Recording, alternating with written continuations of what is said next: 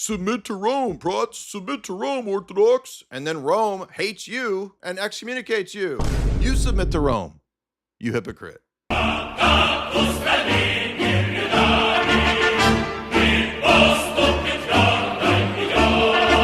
didn't expect the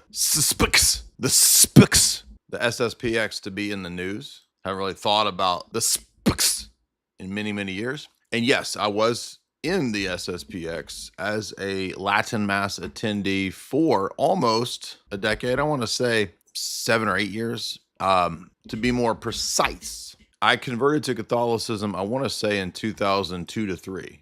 Okay. And this was, a lot of people ask me this question today. This was the Novus Ordo, right? So I went into the normie Roman Catholic world. I was very interested in the Protestant Catholic apologetic in the late 90s to the early 2000s, and started reading the Church Fathers. And I fell, of course, for many of the papal quote mines. So I became convinced that, really the only way to have doctrinal certitude, to have unity, to have all the things that the car salesman pitch pop apologists give you for the Roman Catholic Church. I fell for all those things way before most of today's dupes. I fell for it in 2001, 2, and 3. So I became Novus Ordo 2002, 3, did the RCIA and all that. And I would say within 1 to 2 years, I was already convinced that I would be attending the Latin Mass. I saw a lot of abuse, not actually at my actual local Novus Ordo church. So I was actually in a fairly conservative Novus Ordo church that wasn't as bad as a lot of what you see. But I did travel and, see other Novus Ordo churches. And I remember seeing hip hop masses and, guitar masses and clown-ish masses, all that kind of stuff. And the more that I read the Vatican II theology, the more of a problem this became for me. So like many people, not everybody, but many people sort of have this sort of detour into the Society of St. Pius X. And I was in that detour for, again, about 7, 8 years, because where I was, there wasn't really a Latin Mass offered by the diocese. Back at that time, it was pretty common that many dioceses would have some Latin Mass that would still be offered. And this is still, if you guys don't know, this is back in the John Paul II days, right? So this is back when John Paul II was still the Pope. But what many people may not know was that already in 1988, I want to say 1988, John Paul II had excommunicated the SSPX, right? Yeah. And he wrote an entire encyclical in 1988 called Ecclesia Dei. So really everything that we're seeing today and yesterday, the day before, it's just a repeat of 1988. But a little bit of history, the Society of St. Pius X was a missionary-minded order. I believe I haven't been involved in this in so many years, but I want to say Archbishop Marcel Lefebvre was a missionary Holy Ghost father or something like that. And the idea was that it would be a missionary society. At the time of Vatican II, Lefebvre was not actually opposed to. In fact, Archbishop Marcel Lefebvre signed on to the documents of Vatican II.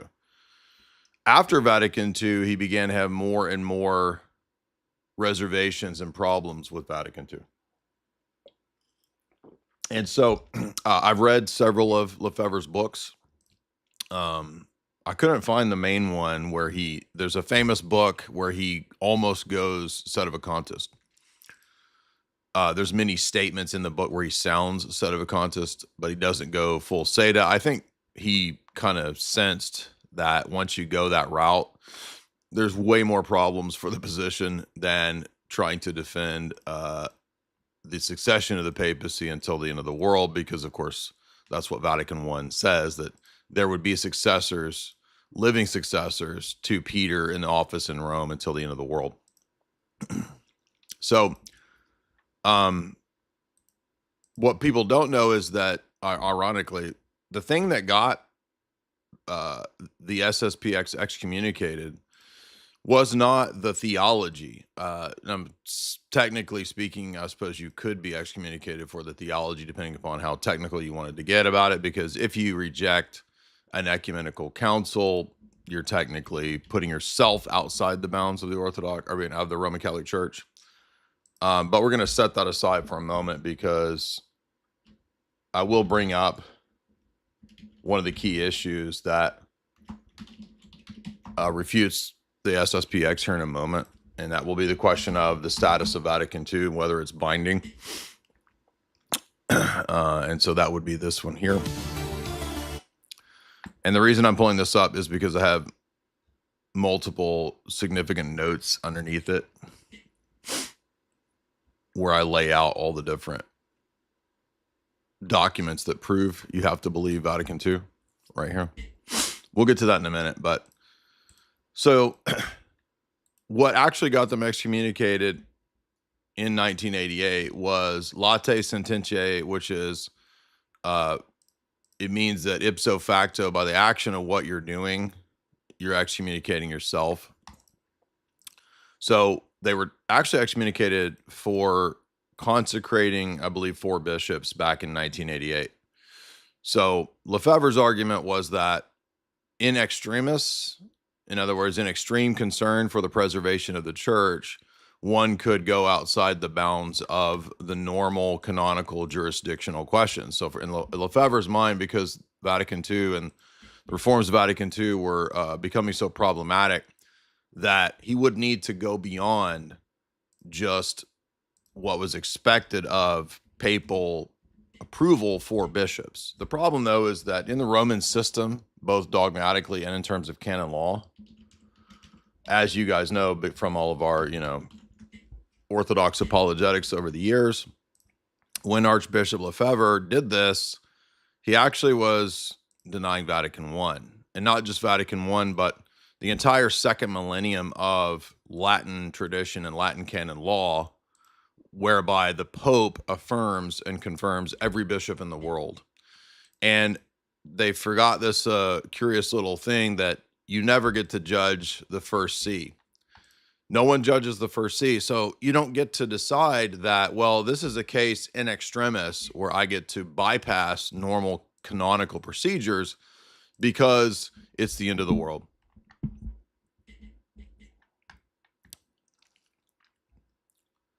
I'm not going to say which podcast I went on. I told you guys already, I got the wrong Monday. It drops Monday the 13th. By the way, you guys want to, we can transition when this show ends right into Lord Voldemort. So I would say head on over to X, because I will be hosting the 4th hour of Lord Voldemort right after this today. So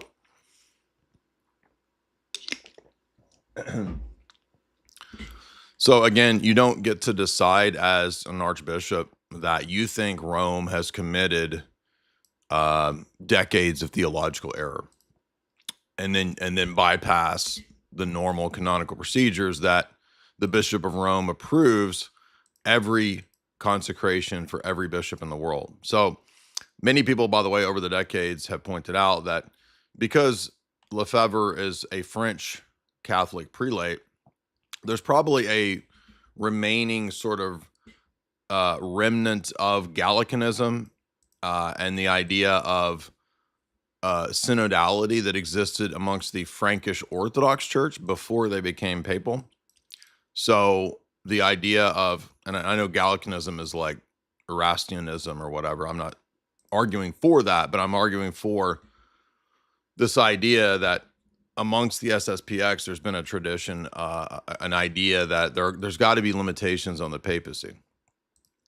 And probably there is some degree of influence there on Lefebvre and the French Catholic tradition. For example, many French Catholics were Jansenists, meaning they were radical Augustinians who believed in a very strict view of predestination. But there was a condemnation of the Jansenists, which applies equally to the SSPX. And I'll show you this right here. It's called Auctorum Fide. And the Jansenists were not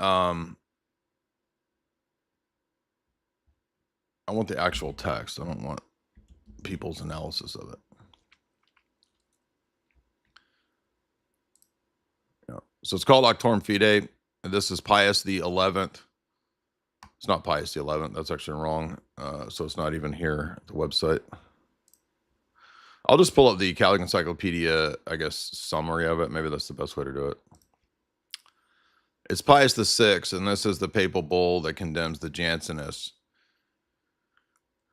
And there's actually many Jansenist errors, and there's not just one.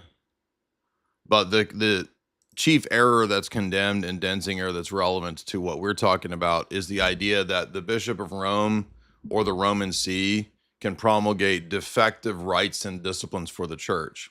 It's exactly the argument of the SSPX when it comes to the defective Novus Ordo Missae or the rest of the sacraments of Vatican II, because people don't know it's not just a question of the Mass. There's also the other sacraments. So Vatican II engaged in liturgical reforms, not just of the Latin Mass, but also the consecration of bishops. Also the other sacraments. Okay, so it gets a lot more nuanced and hairy when you think, well, I'll just reject Vatican II and stay with whatever Catholicism was before, 1960s or whatever. Well, you already have all the way back in 1794, the papal condemnation of the Gallican and Jansenist sects and groups at the Synod of Pistoia. So the Jansenists had their own synod called the Synod of Pistoia in 1786, and the papacy responded by rejecting every bit of the Jansenist Gallican positions. So with the SSPX, we have many have argued, and I think it's probably the case, kind of a holdover of this older Frankish sort of French mindset. And if you listen to the old streams that we did with Sneck, our ortho bro in France, we went into the history of France's prior to papalism Orthodox period, just like the Orthodox period in Italy, for example. So many of the European countries, whether it's England, Ireland, France, Italy, they had a period before papism where they were Orthodox. And so in some of these places, the notion of synodality and collegiality has continued on. And I think that's partly what's going on in the case of the SSPX. But there's also other theological mistakes, though, that we're not going to get to today because this is not mainly about the theology. But there are still radical sort of Augustinian Jansenist ideas, even amongst many priests and people of the SSPX. Some of them are very committed to Thomas Aquinas. You probably heard of the famous anti-septic, anti-Z Bishop Williamson, who was one of the more famous bishops of the SSPX. He was the British bishop who would call out and debate a lot of the big Z issues. And so there is a tendency also amongst some of the SSPX to sort of go in the direction of, obviously far right. For example, when I was in the SSPX, we had a priest. His name was Father Gregory Post, P-O-S-T. And he actually had there was a lot of distaste for him on the internet because Father Post, who I think he has passed away now, he was elderly when I was in the SSPX. He was very much a fan of Tiny Mustache Man, and not, in my view, not for any legitimate reasons, but because there's a lot of kind of kooks and quacks in the SSPX. The SSPX, for example, had a recent series of scandals whereby they had a huge falling out with some of the people in other neo-traditionalist circles. For example, there was the guy who ran Michael, what was that guy's name? Voris. Okay. The Whirlwind or whatever his stupid show was. Yeah, so if you guys don't remember, there was, for the voice of traditional Catholicism in terms of the pro-papacy sphere, there was this figure, Michael Voris, who was very popular in the 2000s and the 2010s. And back then, Vortex, not Whirlwind, it was the Vortex. Uh, back then, Michael Voris used to get, like hundreds of thousands of views on YouTube. And there ended up being some huge fallout with Michael Voris and people from the SSPX. I don't know all the details of it. I think one of the Gordon brothers had some connection with this. But essentially, this whole operation collapsed. The Church Militant, I think, was the organization. So Church Militant collapsed, which was Michael Voris's thing, because, as we all kind of already said, it was pretty obvious that Michael Voris was Skittles. And of course, it came out that he continued to have Skittles things going on. For example, here's an old Crowder with Michael Voris back in the day. The Pope's response has been tone deaf at best. Pathetic. Evil. And so you can see that Pathetic. Michael Voris, even back 7 years ago, right, he was getting a lot of play. He was on Crowder. And it was obvious to everybody that this dude was still, Skittles. Okay. Anyway, so there was a giant falling out, a bunch of like lawsuits. And then separately from Voris and all of this, there were SSPX scandals and lawsuits and gay stuff. In the late 2010s, and I'm only pointing this out because some of this points to the cultic side of it. It's not even really worth going into all of the exact details of it, but the point I'm trying to make here is that even amongst the trad cats, there's a bunch of gay dudes. It's a lot of gay shit still. So just because they're trad, don't fall for the idea. For example, one of the famous, this is one of them, Father Arnaud Rostand, a very prominent SSPX priest from 2008 to 2014 district superior, admitted to decades of underage stuff.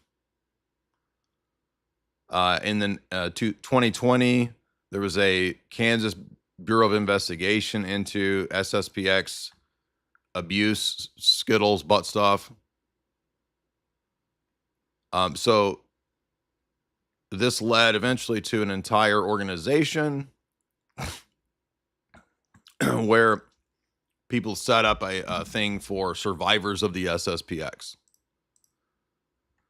There's also a side chain, which gets into the history of the SSPX, also having connections to high-level corporate figures, very prominent sort of financiers in the world of France.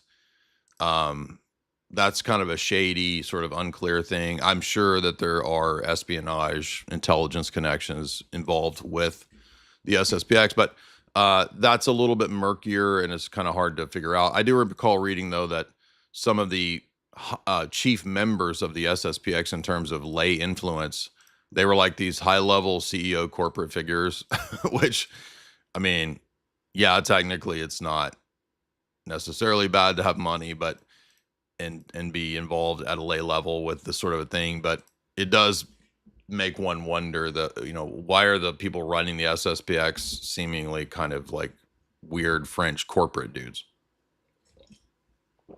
And a lot of this domain overlaps with, as we said, kind of covert tiny mustache man support amongst French far right.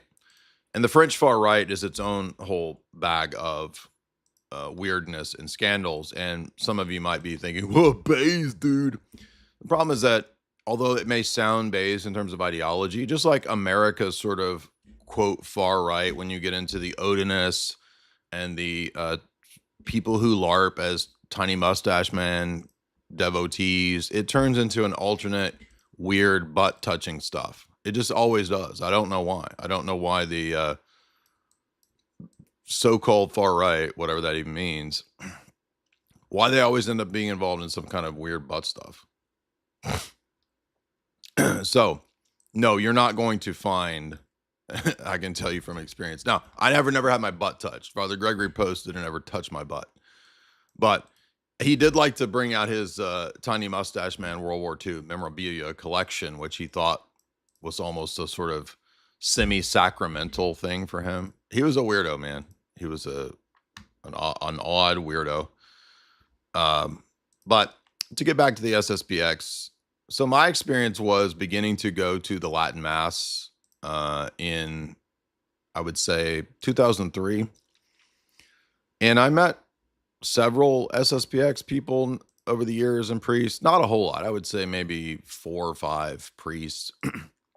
There was going to be a time where I was going to meet, I think, Bishop Fillet, who's one of the more prominent old school SSPX bishops, but for whatever reason that ended up never happening. He didn't end up coming to the parish. Man, the allergies are terrible today. They cut the grass and there's grass allergies everywhere in the air. It's really bad.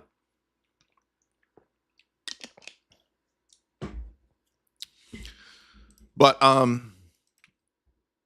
will say that, you know, my experience in the SSPX wasn't all bad. They never treated me as if it was a sort of a cult thing. Although eventually, as I got more and more Seda in my opinions, I was eventually asked to leave the SSPX. And Father Gregory Post threatened if I ever set foot on an SSPX chapel grounds again, he would have me arrested. Which is funny because the dispute between Father Gregory Post and I at this time was over the question of whether John Paul II would eventually be canonized. I argued that the Vatican II Church would have to canonize him because it would solidify the entirety of Vatican II to make one of the key architects of the implementation of Vatican II, right? Obviously, John Paul II didn't do Vatican II. I'm not saying that. I'm saying that to take it to the next phase, I was like, of course they're going to canonize him. They're going to canonize, just like they canonized Mother Teresa. And Father Gregory Post said this would be impossible because for him, he said, the magisterium can't err. And, you know, canonizations are clearly part of the magisterium. If they weren't, then you could then doubt and question every saint in the history of the church, which would undo the entire religion. So clearly canonizations have to be part of the magisterium, he argued. But that would also mean that Vatican II is part of the magisterium. So this is a double-edged sword for the SSPX schismatic position. I was right. They did absolutely canonize John Paul II. Father Gregory Post was 100% wrong. But this was around the time that I began to question just the entire Vatican structure, right? I started thinking maybe something is off with just Vatican II Catholicism, or perhaps the papist position in general. And I was a very hardcore trad cat, very devoted to it. I would have had a lot of the same attitudes and positions of, you know, a lot of your trad cats that you see out here today. I used to read everything from Sedevacantis stuff to, you know, Michael Matt and the Remnant and Michael Davies. I read the whole sort of spectrum of it. And just to show you that this isn't bull crap, I thought it'd be funny to go through a few of my old sort of SSPX era materials. One that I forgot I had, which is pretty wild, was, and I got this at the SSPX chapel when I was a devotee. You can see here, I always write the date of when I got the book. So here is me at the SSPX chapel dating at 2024. And this one is a book about the kingship of Christ and the conversion of the Jews. And one of the things that the SSPX introduced me to was pretty significant critiques of Americanism. I wasn't really ready for that when I was kind of still in my, you know, Ron Paul libertarianist phase, but I was beginning to move in that direction. And so I remember the first significant critique that I read, which is still a very, I would say, a really good book on the topic. It's very rare. You can't really find it. There's this oddball woman named Solange Hertz, and I believe she was SSPX. But her you could find her books at the SSPX, but she wrote a book called Star Spangled Heresy. And this was one of the first books that really kind of made me question the whole idea of Republican democracy. Let's see when I got this one. So I bought this and read this in 2005. So there you can see I would sign my books when I got the book. So this one was 2005. I'm saying this to show you guys that, like, I'm not new to this stuff. Like, I've been reading these books and involved in these worlds for back to the early 2000s. I mean, I was already grappling with the papacy, tradcat stuff. I mean, right after the Big Nine event. And a lot of people were saying, man, Jay was dealing with this back when I was in my freaking diapers. Yeah, so maybe I know a little bit about this. Maybe you shouldn't just assume that because I'm confident and speak in a masculine way that he's mean. He's mean. I don't have to listen to because he's mean. The next book that really impressed me, I guess, from that vantage point of sort of applying religion to the political sphere, and I was also amenable to this because as a Calvinist, I was a Reconstructionist, right? Reconstructionists believe in a Christian state and the idea that the state also has a duty to God. They can't be neutral or whatever. The SSPX would put out a book by Father Stephen DeLallo. And if you don't know, the SSPX's publishing house is called Angelus Press. And so I would read Angelus Press books all the time. And this one is about the implications of Christ the King. For those that don't know, there was a questioning of the relationship of the Vatican and Christianity to the state all the way back to the French Revolution. And so if you're a tradcat, you believe that it's absolutely necessary to fight for the social dominance of Christianity, aka Catholicism or papism, through social kingship of Christ and the idea of the feast of Christ the King, which is Pius XI's encyclical that he wrote to promote the social dominance of Catholicism. Of course, Vatican II undid all that, and we've seen the ramifications in the Western Catholic world of the de-Catholicizing and the de-Christianizing of the state, whether it's Spain or whether it's any of the France, any of the countries in Europe. They've all undergone this, quote, de-Christianization that Vatican II then turns around and supports through documents like Gaudium et Spes, which are essentially Fabian socialist documents calling for de-armament, calling for open borders, calling for essentially the end of the Christian state, religious liberty, right of private interpretation. All these Reformation era heresies are all throughout the documents of Vatican II, but everyone overlooks Gaudium et Spes because they're always focused on Lumen Gentium and Nostra Aetate, which are absolutely the worst, but there is just as much error in the political severance of Christianity from the state as there is the soteriological doctrines of Vatican II. So I read Sword of Christendom. I found that to be very convincing in terms of critiques of republicanism, democracy, the Enlightenment ethos of the United States of America, the deists, the Freemasons. I've been questioning America and Americanism and classical liberalism since 2002, 3, 4. So I'm not new to this. More particularly with the theology, I remember, and I still have some of my old SS. I have a prayer for the canonization of Archbishop Marcel Lefebvre from my time at the SSPX chapel. That's probably 22 years old. This little prayer for the canonization. And the removal of that, it's a prayer for his removal of excommunication and canonization. Yeah, good luck with that. That's never going to happen. But the SSPX, for example, put out little books like Is Tradition Excommunicated? And I was pretty enamored with that one.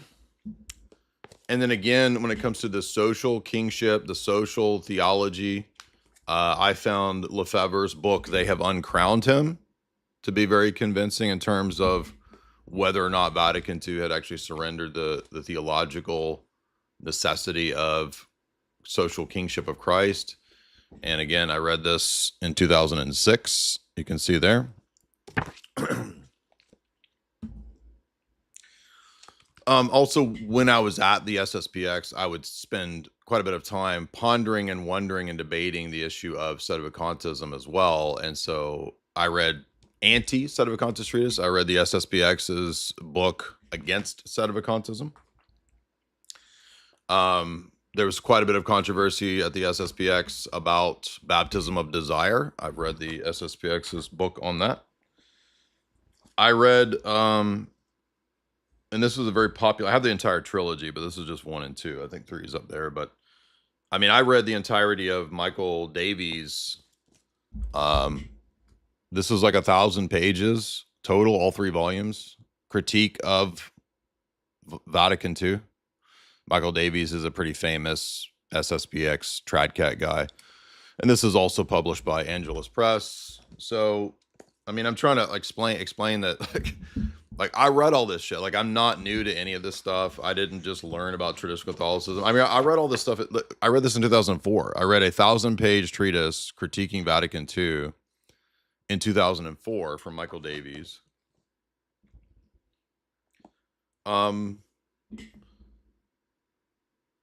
Back at the time of this isn't SSPX, but it's SSPX adjacent. There was a good critique that was going around for many years called The Great Facade. Thomas Woods and Christopher Ferrara's critique of Vatican II. This is a big fat beast of a book as well.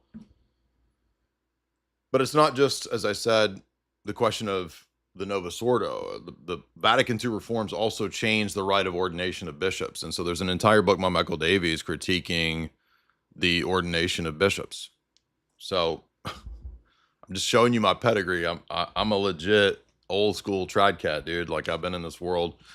And my Catechism of Trent, this is the only catechism I would use. We didn't use the new catechism in the traditional Catholic world. We only use Catechism of Trent.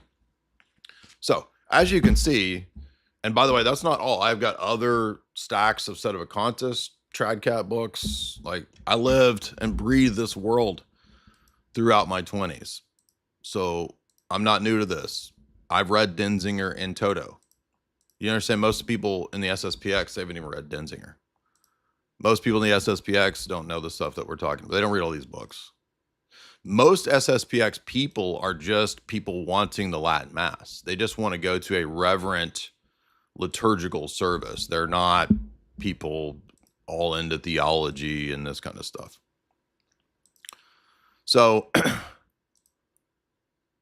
the chief argument with the SSPX ends up being, well, are they able to justify this halfway house position? Can you actually be a Roman Catholic and reject, first and foremost, Vatican II and countless other examples of magisterial teaching? So let's go to, and I put this into a giant tweet on purpose many years ago, which makes it easier to kind of reshare over and over. So let's look at this first, which is the question of, is a Roman Catholic only bound to a handful, as they often say, of, quote, infallible teachings, right? This is a very common trope amongst Novus Ordo Catholics, traditional Catholics. Many of them have this false, completely ridiculous notion that you're only bound to a handful of magisterial ex cathedra teachings. Of course, that's not true at all. And in fact, everything that we saw in the last few days with the Vatican's re-excommunication of the SSPX actually proves the point that I've been trying to tell everybody and all these tradcats, thousands of them, for the last 10 years of online debating. Over and over and over, we've had this exact same debate. And every action the Vatican takes reaffirms the arguments that I'm saying. You have to accept Vatican II. You have to believe in the magisterial teachings, not just of Vatican II, but even the normative, ordinary teaching of the papacy after Vatican II, implementing and affirming and integrating all the Vatican II reforms into the rest of the church. It is not optional. The fact that it is called a pastoral council at times by Paul VI has absolutely nothing to do with whether it's binding and authoritative. In fact, you could call every ecumenical council pastoral because it's implemented by the pastors of the church and deals with faith and morals. The fact that Paul VI says it declares no new dogmas does not mean it's not dogmatic. And I'm going to show you multiple papal statements affirming, of course, it's dogmatic. If it's not dogmatic, we wouldn't excommunicate the SSPX. You would be free to hold opinions on it. By the way, there's never been an ecumenical council that was optional. It's so retarded. But the SSPX, like many people who don't go into the schismatic SSPX position, is based on the idea that I can pick and choose the elements of Catholicism in terms of magisterium that I want and I don't want. This idea is condemned at least 4 times in Denzinger. There's actually another one that I left out. There's 4 places. So let's look at these.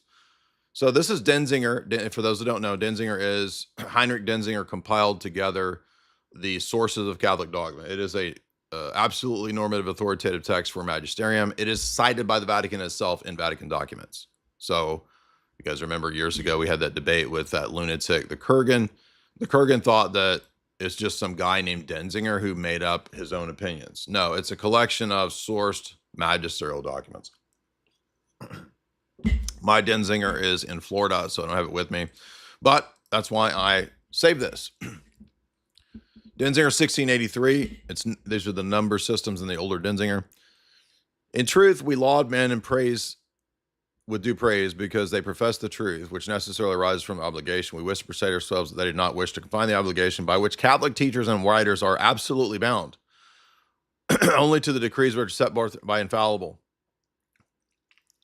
Also, we do not wish to declare that the perfect adhesion to real truths, blah, blah, blah, blah, blah. For even if it were a matter concerning subjection, which is manifest in an act of divine faith, nevertheless, it would not be limited to the matters defined by the express decrees of the ecumenical councils or the Roman Pontiffs of this see. So you notice there, they tell you very clearly that you are not bound only by those decrees, but is extended to the matters of the ordinary teaching power of the church.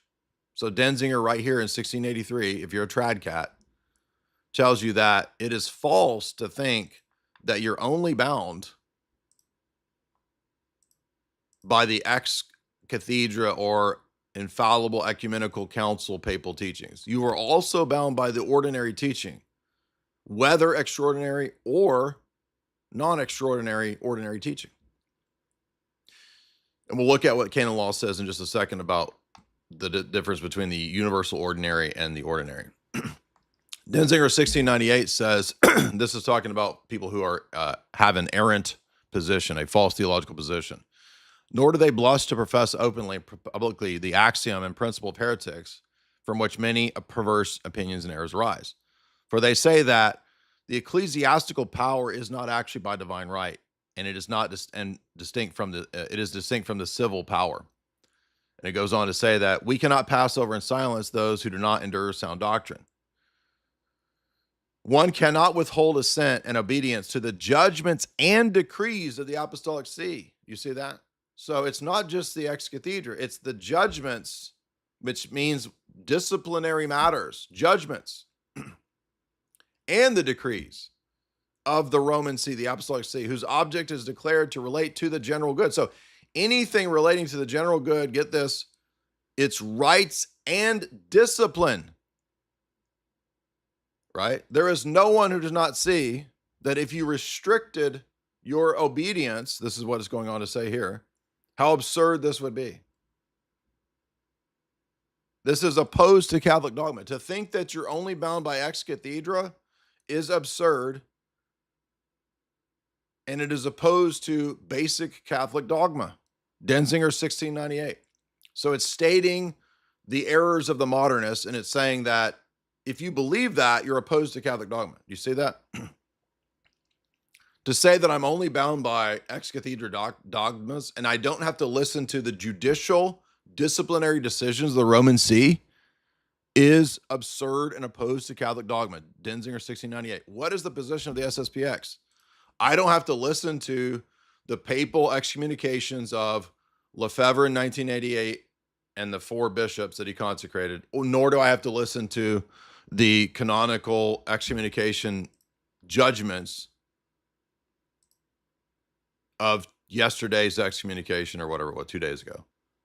That very position is a modernist position condemned right here. And that's the second one that we've seen. So that's 2 in Denzinger condemning. Now, do you guys know why that position was condemned?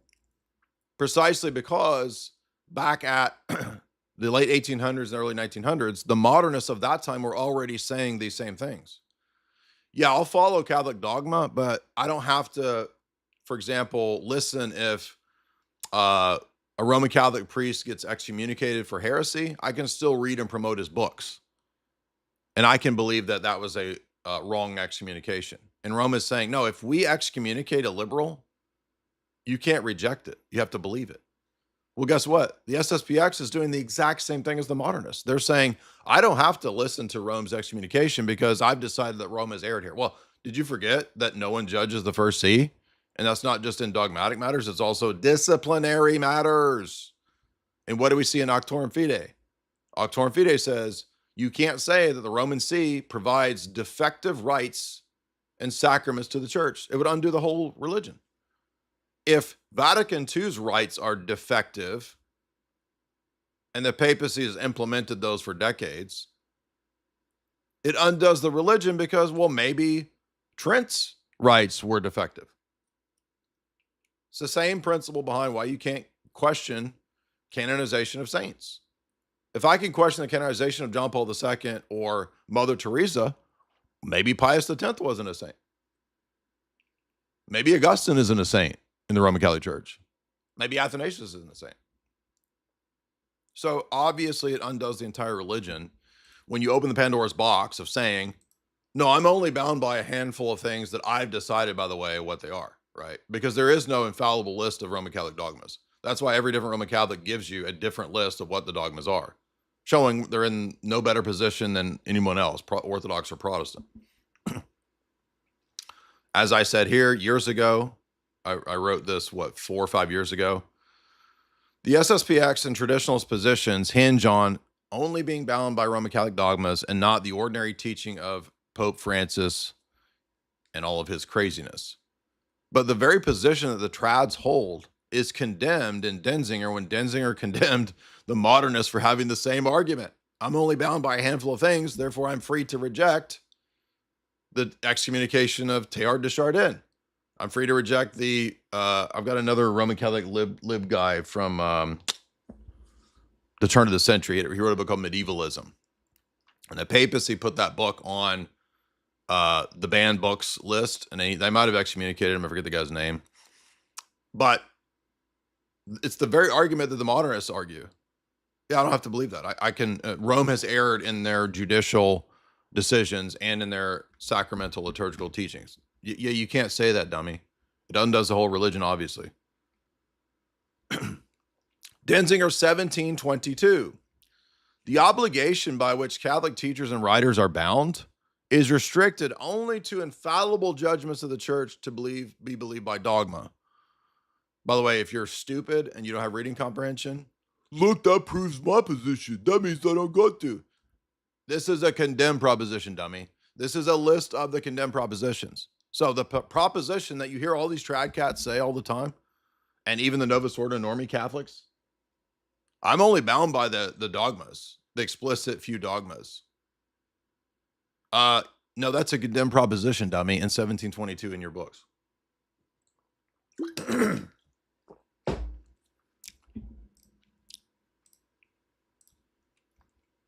1792. Denzinger 1792. Further, divine and Catholic faith, by divine and Catholic faith, all those things are believed which are written in the Word of God and tradition, either in solemn pronouncement or in ordinary universal teaching as divinely revealed. So the reason I have this is one of the phrases from Vatican I, when we talk about ordinary magisterium also being binding, okay? So universal ordinary magisterium is binding right here. According to Denzinger 1792, that means you're not just bound by ex cathedra and extraordinary magisterium. You are also bound by universal ordinary teaching because it is also divinely revealed. This refutes the position that I'm only bound by the few dogmatic statements and ecumenical councils.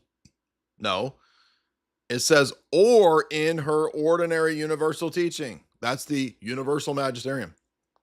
If you get a standard Roman Catholic dogmatic manual that priests use at seminary, they will tell you what I just said. I have them on my shelf. We reviewed it. I brought it to the Tim Gordon debate with Tim Pool. So that's 4 places in Denzinger that show you that you're not just bound by supposedly extraordinary teachings, meaning ecumenical councils or ex cathedra. You are also bound by the universal ordinary teaching. Now, we're going to go even further for the full kill shot. Even beyond that, there is this category of what's called ordinary teaching. Okay. Ordinary teaching would be the normal authoritative structure of your local bishop, if you're a Roman Catholic, and the synod of the United States Conference of Catholic Bishops, for example, right? So, for example, the United States Conference of Catholic Bishops puts out a document on faith and morals. It could be about abortion. It could be about the Eucharist, whatever they put out a document on.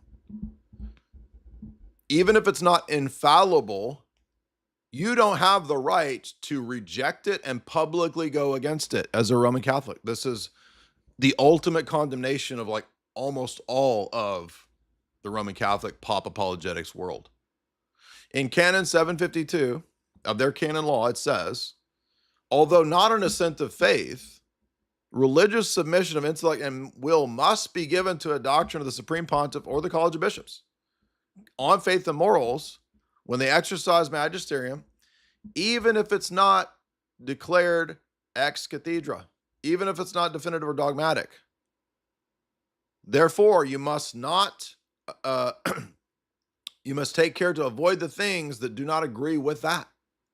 That means that if your bishop or if your local synod of Roman Catholic bishops or your United States Conference of Catholic Bishops says something that you disagree with, when they're teaching about faith and morals, even if it's not magisterial, you're still bound by it with submission. You might not have to agree with that theologically, but you cannot publicly oppose it and say that it's wrong. You can say, well, in my personal private beliefs, I have my views, but I will submit to the teaching of the bishop in the church. Obviously, this is so obvious that in the Roman Catholic system, especially via the structure of Vatican I, you cannot defy the papal Roman teachings on anything in faith and morals. Now, if Ratzinger writes a book and it's his personal private theological book, and you say, I disagree with this, you could do that because that's his private theological opinions. But if he's writing in the office of the Bishop of Rome and he's writing documents for the church, even if they're not stated that they're for the entire church, universally binding from the chair of Rome on faith and morals, even if he's just preaching homilies, you're still bound by an ordinary normative authority to submit whether you agree with it or not, meaning you can't publicly teach against it. This is the kill shot for the SSPX, obviously, and also for all of the neo-trads who prop up Pope Leo as their authority, but who they constantly make videos and books against every day. So this is a kill shot for obviously the SSPX. Okay. Canon 752. Now, that's not all there is to this story. Well, wait a minute. What about Vatican II itself, though? What about Vatican II itself? Because maybe there's some loophole. Maybe there's some way to get around it. By the way, guys, if you want to support the stream, you can do so through Super Chats. Super Chats are done here through Streamlabs. We got almost 2,000 here. We've got 2,000 people interested in this boring SSPX stuff. But I guess when it's all in the news, people find it fascinating. So if you want to support the stream, there is the link right there through Streamlabs. You can also support natively through YouTube. I'll be answering your Super Chat questions here in a bit. As we said, as this stream comes to an end, we'll transition over to X, and you can watch me hosting the 4th hour of Lord Voldemort. So the first thing we want to talk about, and I did a video on this back in 2020. We did a 1 hour talk, Is Vatican II infallible? Are we bound by Vatican II? Or is it optional because, quote, it's pastoral and, quote, there's no new dogmas? Well, you just saw Canon 752 that even if I granted, which I don't grant, even if we granted that Vatican II wasn't dogmatic and infallible, it's normative ordinary teaching for the entire church. So does Canon 752 sound like you have the option as a Roman Catholic to publicly reject and disagree with Vatican II? No, it does not. Not at all. That is not the Catholic attitude. That's not Catholic moral theology. It's not Catholic piety. It's the very opposite of Canon 752. And as we saw, it's condemned at least 4 places in Denzinger. But that's not the only place. In fact, in Vatican II, right after there was a liturgical celebration in 2017 for the new Mass, okay? And Pope Francis went and did a discussion on liturgical week or whatever, liturgical week in Italy in 2017. Well, guess what? Francis actually told us. He gave us a very simple, easy explanation about Vatican II and the new Mass. It seems like it would be really helpful, right? If people have a question amongst the Roman Catholic world, hey, am I bound by Vatican II, Francis, in Rome? Am I bound by it? Did you know that they have many times over said, yes, you're bound by it and it's magisterium? And then the Tridcats and everybody go, I don't know. We don't know if it's bad. What's the status of it? We need clarifications of the clarifications of the clarification. I mean, Tim Gordon, for example, was saying we need a clarification of Vatican II on blah, blah, blah. Tim, wouldn't the clarifications be fallible? So by your own criteria, to have fallible clarifications of the magisterial documents defeats the purpose of having magisterial documents, which are supposed to be the clarification. Will we need a clarification of the clarification? And will the clarification of the clarification also be fallible? You see how silly this whole system is? It's a ridiculous system, honestly, when you actually get to the root of it. But what did Francis say? Oh, well, it turns out Vatican II, after this magisterium, we can affirm with certainty and with magisterial authority that Vatican II's Mass, Vatican II's liturgy is irreversible. I wish that we had a papal clarification on Vatican. Oh, we actually do, right there. Can you read? And you know what every Roman Catholic is going to say to this? I don't have to accept that. Oh, are you sure? Because Canon 752 says that when the papacy or the bishops are teaching on faith and morals, even if you don't think it's magisterial, even if the document isn't magisterial, if they're teaching on faith and morals, it's normative. And you submit with intellect and will, even if you disagree. So, yeah, it's magisterium. And you're not a Protestant with the liberty to pick and choose what you want to accept. No one judges the first see. That is the Roman Catholic system, especially the ethos of Vatican I. What does Francis say right there? Clear as day. Magisterium. Here, I'll give you the document. It's at the Vatican website. All you goobers who literally have no reading comprehension. You can't read. You can't figure out what these things are talking about. Oh, I don't know. It's magisterium. We don't know. Continuing on. John the 23rd. John the 23rd gave an opening speech at Vatican II when he opened the council. Oh, guess what? It's authoritative from the chair of Peter for the entire church on faith and morals. That's all that's needed to be guided by the charism of Peter. If it's from the chair, if it's for the entire church, if it's on faith and morals, according to Vatican I, it cannot err.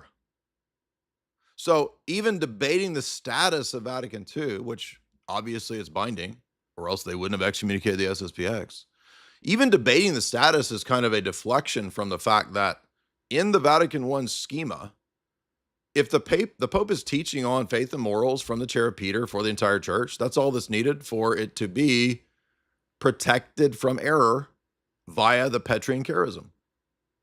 Well, John the 23rd's opening speech says very clearly, it's for the entire church, it's faith and morals, it's binding. That's all that's needed. And so you can play Talmudic word games all you want. Well, I don't have to actually accept it because the specific word in the Latin was not used. It doesn't matter. Everyone knows Vatican II is binding. If it wasn't binding, then they wouldn't care if you went to the SSPX Mass. They wouldn't excommunicate these people. But the opening speech tells you it is. Moving on. And you'll have to translate this one because it's not in English, but Paul VI, after Vatican II, gave a talk and also affirms, of course it's binding, of course it's magisterium. The entire world must accept Vatican II. There's Paul VI saying it. Now, this is to refute the people who say, Paul VI said it was a pastoral council. So? Oh, he said it's not have new dogmas. Yeah, but not having new dogmas doesn't mean there's no dogmas. In fact, Vatican II says it's binding and even has statements on dogma. It just doesn't have new dogmas, supposedly. Of course, it does have new dogmas, but it really doesn't matter because that's not the point. That really tells us nothing. Guess what? That's not all there is to it because I actually left out Pius XII's Casti Connubii. And a shout out to John Pontrello because he showed me this one many years later. This is Pius XII's encyclical on marriage and family. And this is relevant because there were people saying that, well, as Roman Catholics, there's actually many things amongst papal Roman teaching that we don't have to accept because they haven't been dogmatically declared in regard to married life. What do you think Pius XII is going to say about that? Notice the same arguments that the modernists are using is the same line of argumentation of the trads. I don't have to accept it unless there's a specific dogmatic statement explicitly in the terminology that I want, used my way. If it's not that, I can believe whatever I want and do what I want. I'm a Protestant. No. In fact, paragraph 104 of Casti Connubii, Pius XII says, right here, Pius XI, excuse me. Can Catholic teachers trust their own private judgment and autonomy of reasoning? If everyone bearing the name of Christian trusts in his own mental powers and that he will only agree with the things of the church that he thinks are dogmatic?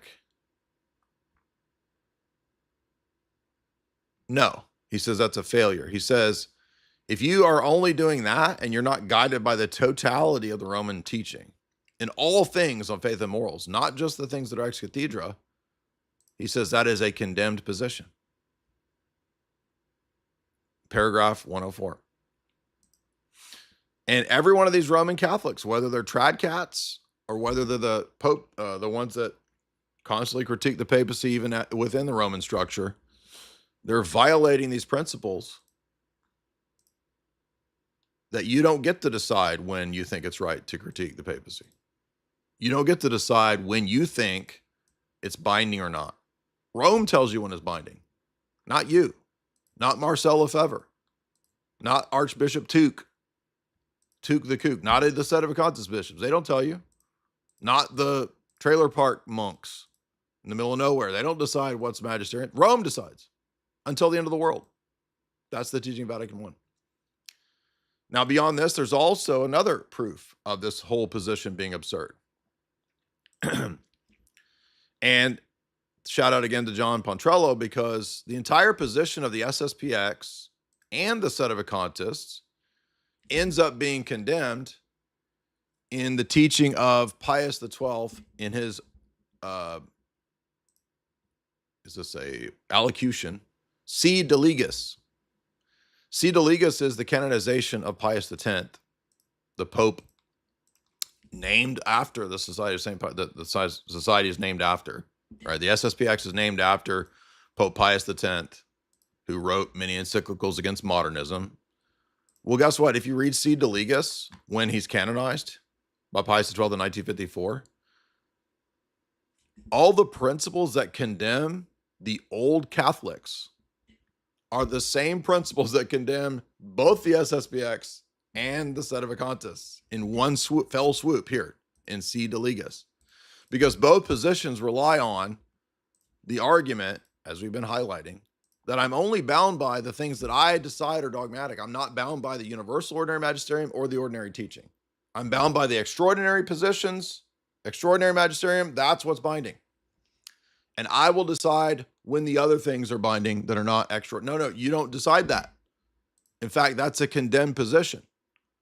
So this argumentation ends up condemning all three of these groups. It condemns the Tim Gordon position. It condemns the SSPX position. And it condemns the Sedevacantists position in one fell swoop, because all of those positions, even though they don't have the same conclusions, the root line of argumentation is grounded in the idea that you're only bound by extraordinary magisterium. And that has been condemned so many times, it's kind of retarded and it's kind of ludicrous that people continue to act like it's not. We've already seen 5 or 6 condemnations of that position. In fact, do you know Vatican II even says this? Vatican II in Lumen Gentium, I think it's around 20, I'm going from memory because it's around 23, 28, it's in the 20s. Vatican II in Lumen Gentium says, just like all the things in Vatican I and in Denzinger that we already saw, you're also bound by the ordinary magisterium and not just the extraordinary. Now, many of the trads and the people like that, they won't care because they choose, like Protestants and like the old Catholics, to say, I don't accept Vatican II. Oh, you mean like how the old Catholics didn't accept Vatican I? Oh, no, we're different. How? Well, we're not liberals. I didn't say you were liberals. How are you different in the line of argumentation of what you think you're bound by? Oh, it's the exact same, you see. Exact same. Let's see if we can find the... maybe it's 25.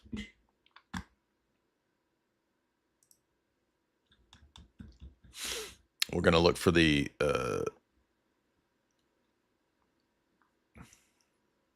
yeah, it is Lumen Gentium 25.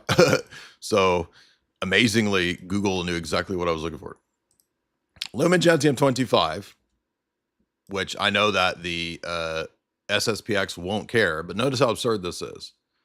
Here's an ecumenical council from the Roman See, been taught and promulgated for 70 plus years, around 70 years. They just got re-excommunicated for not accepting it. They got told that if you want to come back into communion with the Roman See, you got to accept Vatican II. They've been told this for decades. How absurd and stupid this position is. They are essentially Protestants. They're essentially old Catholics. They're essentially Orthodox. In this attitude of, I'm going to decide, actually, Rome made an error here. Oh, thank you for admitting the Orthodox were correct 1,000 years ago. That's ultimately what we said. We were doing this 1,000 years before you, bro. Amongst the duties of bishops is the preaching of the gospel. This occupies an eminent place. Bishops are the preachers of the faith and the disciples, and lead new disciples to Christ. They are authentic teachers. They are endowed with the authority of Christ to preach to the people committed to them by the light of the Holy Spirit. They bring forth the treasury of revelation, things new and old. They make it bear fruit, vigilantly warding off errors to the flock. Bishops teach in communion with the Roman pontiff. Do you see this? So notice right away, this rejects the idea of old Catholics, schismatic Eastern Orthodox, according to the Roman Catholic position, Orientals, or the SSPX. To exercise jurisdiction, you must be in communion with the holder of the keys, because one of the elements of the keys is jurisdiction. And if you're not in communion with the Roman See, you do not have jurisdiction. Thus, the SSPX does not have jurisdiction, which is ludicrous. In the Roman Catholic position, it's ludicrous. Now, Rome believes that the SSPX consecrations and sacraments and mass are all valid, but they're illicit. So they're valid in Roman Catholic canon law, but because of their sacramentology and belief in ex opere operato, they do believe that the masses and the sacraments are valid. Just like the Orthodox, we have valid masses and sacraments and liturgies, but they're illicit, meaning that they're not according to papal canon law. So they're outside of papal canon law, they're illegal, but they're still valid. But in order to have jurisdiction in the Roman Catholic system, you must have communion with the Roman See. But notice the absurdity of this position right here, because wait a minute, if I only have jurisdiction in communion with the Roman See, and I'm an SSPX bishop out of communion with the Roman See and I've been excommunicated, but I can still offer the sacraments. But wait a minute, having a bishopric means I operate with jurisdiction, I have the exercise of the celebration of the sacraments, and I preach the gospel. That is what it means to have the keys and preach, and to have the operation of the keys in Roman Catholic. So I'm just pointing out another level of contradiction with the Roman Catholic sacramentology and system, right? Which is because it's not the Orthodox position. It doesn't make any sense to say, well, I have the sacrament and the grace, but not jurisdiction. That makes no sense. How can it be valid? How can you have half of the keys? It doesn't make any sense. Well, I have 30% of the operation of the keys.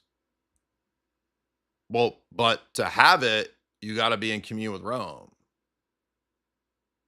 So it doesn't make sense. But notice here again, the position is condemned. In matters of faith and morals, the bishops speak in the name of Christ, and the public must adhere with religious assent, even to their bishops. Most Roman Catholics absolutely openly reject their own bishops because so many of the bishops, especially in America or in Europe or in Germany or in Dutch countries, they're so liberal that if you're a Roman Catholic, you kind of already, if you actually believe the basics and you're not a butt buddy, you're already out of accord with your bishops and not believing what they teach on faith and morals. Religious submission of mind and will must be shown in a special way to the magisterium, even when it's not ex cathedra. It must be shown in a way that his supreme magisterium is acknowledged with reverence and the judgments made by him are adhered to.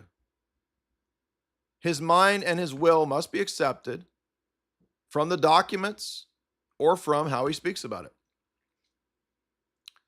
Although the bishops are not infallible, when they speak and teach on faith and morals, they must be adhered to, even if it's not dogmatic. Do you see this? That's Lumen Gentium 25, reaffirming all the stuff that I've been telling you over and over and over and over and over.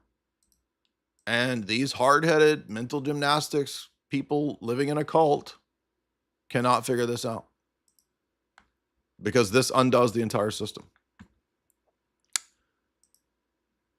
So again, to recap, you don't have the right in Roman Catholic theology to reject the Pope's liturgical implementation.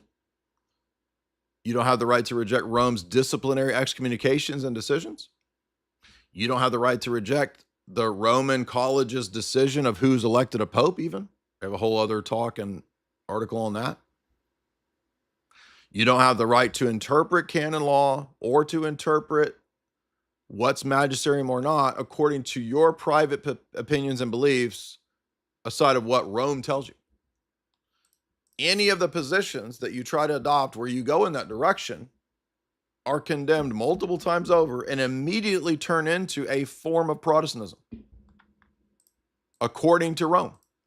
So you can either, as a Roman Catholic, accept what Rome says, or you don't. If you don't, you're in the same position as us. You're just pretending and playing a game as if you're Roman Catholic and you support and love the papacy. As the papacy excommunicates you and shuts down your traditional masses, and thus you are caught in a insane level of doublethink against yourself, where you are trying to live out a contradiction. This is why so many of the Roman Catholics are still gay. They're not healed. They're still butt buddies. They think that this mechanical externalist religion and the religiosity can help them. They think that just saying the rosary forever is going to fix all this. They think it's the end of the world, so they fall into some kind of end times cult. None of those things are actually going to heal you or help you because they're all false. This is a system level defeater, because obviously the SSPX and the Sedevacantists are correct when it comes to the apostasy, the religious indifferentism, the rejection of a Christian state, the contradictions of Vatican II, the religious demonic acceptance of pagans and Muslims as the same God, and you can pray and worship with them together. That is all obviously apostasy. But the solution cannot be the papacy, which is the institution furthering the apostasy for 70 plus years. Furthering the idea that Muslims can be saved as Muslims. I mean, Francis even said all the religions lead to God. It was a huge scandal. Pope Leo promulgates a Skittles rainbow procession in Rome and excommunicates the trads. What does that tell you? Supposedly, according to the papal apologists and the car salesman, Rome will give you certainty. Rome will give us unity. Rome is the guide of faith and morals. The Orthodox don't have any of this. Your trads just got excommunicated. And so Leo goes on a crusade to excommunicate the trads, which is what we've been telling you guys for decades. I've been in this topic in this game since 2003. 23 years I've done this topic and I've seen this stuff. And arrogant 17-year-olds are going to correct me on Twitter. Yeah, I bet. The papacy excommunicates tradition, but makes no crusade against countless gay bishops, countless Skittles priests, countless butt buddies. Where is the excommunication of those people? You realize there's like many German bishops, archbishops, famous ones, pushing the craziest Skittles stuff. Why were they not excommunicated? Hello? Leo supported a Skittles procession in the Vatican. So do you understand all of your pop apologist sales pitches? That only works on low information voters, probably the lowest information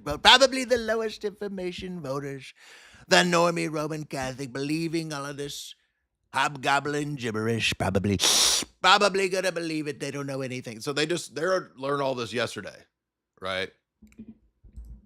They're LARPing as crusaders. I did the same thing when I was 19. I get it. I know you think you're a crusader, you're 20, you're going to put up your PFP that you're a medieval, yeah. And then Rome is doing butt buddy processions and excommunicating the people that are pushing and trying to maintain the Latin Mass and the tradition. The reality is the Orthodox Church said 1,000 years ago, Rome is evolving and creating novelties and going off in an errant direction. And if you don't know about the 11th century and Gregory and Dictatus Papae, that's the best place to start. What does Dictatus Papae say? So in the Gregorian reforms, the very beginning of this idea that the Pope will, for example, decide all the bishops in the world. Do you think that existed in the first 1,000 years? Are you that ignorant? You don't know that for 1,000 years of Christianity? The Pope didn't decide all the bishops in the world, dude. Duh. You can look at the apostolic canons. You can look at the canons of the first 7 councils. They state very clearly many times over that it takes 2 bishops or 2 bishops and a metropolitan, 3 bishops to elect or canonize a new bishop. There's nothing about the Bishop of Rome picking all the bishops in the world. So that alone is an innovation in the 11th century. When you look at Dictatus Papae, Gregory VII, the Bishop of Rome decides all the bishops in the world. He is now above all the emperors. He is a world power. Everyone submits to him in the world. Do you understand? This is new, and this is based on forgeries. This is why Rome has the position that it has in the 2nd millennium. Do we need to ban somebody? Who's AI troll? You just ban the people that are, if they're spamming and saying stupid shit, just ban them, dude. So that is how we got to where we are. That's why there's so much just absolute nonsense in the Roman Catholic world. Is itself the revolution of the papacy. It's called the Gregorian Revolution in the 11th century. That's what begins this period of immense ecclesiological changes in the structure of the church to make the Vatican a world political power. It was not that prior to that. It did not have standing armies prior to that. The Vatican is the first Reformation in the 11th century. And that Vatican Gregorian reform is what sets the stage for getting to where the papacy today is essentially a political, geopolitical tool of Western oligarchical power. That's why the Vatican pushes all of the stuff at Vatican II that fits into the Western geopolitical structure and what they wanted. And I've done 100 hours plus podcast on that topic. We'll be doing more of it. I just read Vatican Spies. So this is the reality of this position. And we're going to look, I think, at one more document here. This is one more statement. And this is Denzinger. I think, did we do this one or did we not do this one? Okay, we didn't look at this one yet. This is Denzinger, 1830. Recourse to the Roman pontiff as supreme judge. Since the Roman pontiff is at the head of the universal church by divine right of apostolic primacy, we teach and declare that he is the supreme judge. In all cases pertaining to ecclesiastical examination, he has that can be had at his judgment. Moreover, the judgment of the apostolic see, whose authority is not surpassed, is to be disclaimed by no one, nor is anyone permitted to pass judgment on its judgments. Therefore, they stray from the path who affirm that it is permitted to appeal from the judgments of the Roman pontiffs to a council or to any other higher authority, even if you think it's the tradition of the past. The Roman See is the interpreter of tradition, not you. The authentic magisterium is interpreted by Rome, not you. So Denzinger 1830 is yet another statement refuting the Protestant modernist position of the traditionalists. Yes, you heard me correctly. So if you want this older talk and the references underneath it, I'll put it in the chat right here for you guys. Was Vatican II infallible? Are you bound by it? Of course you are. And again, the very actions excommunicating the SSPX proves I was right all along. You goblins and liars who have said everything about me, just absolutely insane levels, off the charts, awful stuff, attacked me nonstop for a decade. All you trad cats. Of course you have to accept Vatican II. Will you admit that you were wrong? Will you accept Vatican II? Or will you move in the direction of what I've been trying to tell you for 10 years? It's Rome that is the problem. It's not a misinterpretation of the documents. It's not the liberals. It's not the liberal media. It's not just the Jews. Well, if Rome is protected by the Petrine charism, then how did a Jewish dude rewrite Nostra Aetate and its doctrine of the Jews, you idiots? I don't have to accept it. Yes, you do. You have to accept all of it. You're lying to yourself. And this is why in the Roman Catholic world, there are so many, essentially, people that are divided against themselves. I don't mean against other people in the Roman Catholic world, but against themselves. They are in a position of double mind, like in Orwell, because they spend their time trying to convince people to come into this organization, which hates the people bringing the people into the organization.